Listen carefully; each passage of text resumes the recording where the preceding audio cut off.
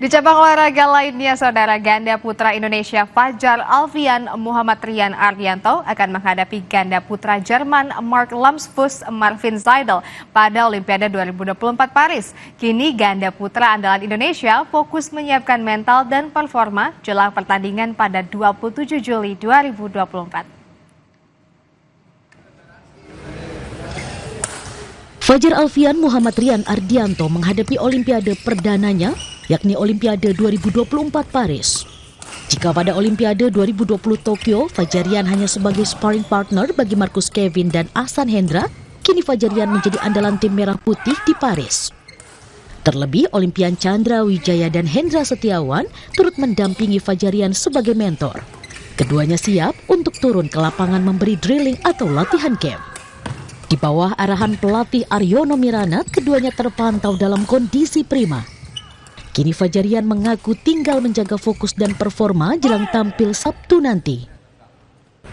Ya, kondisinya alhamdulillah setelah sampai di perjalanan juga alhamdulillah lancar, dan sampai di sini pun latihan juga berjalan lancar ya. Kita di sini tinggal menjaga fokus dan jaga kondisi. Ya pastinya kurang lebih sama, cuman ya di sini kita tinggal maintain saja sih.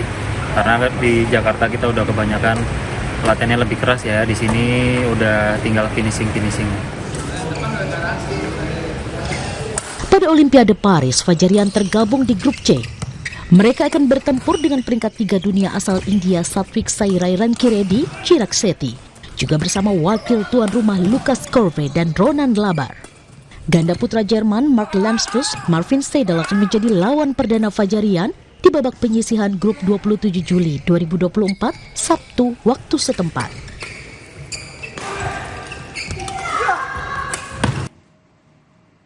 Jelang Olimpiade 2024, kota Paris seolah berubah menjadi kota olahraga. Sebagian besar lokasi bersolek mengikuti atmosfer Olimpiade yang segera dimulai dalam hitungan jari. Kota Paris menjadi kota olahraga. Itulah yang akan dirasakan oleh siapa saja yang datang ke kota fashion ini.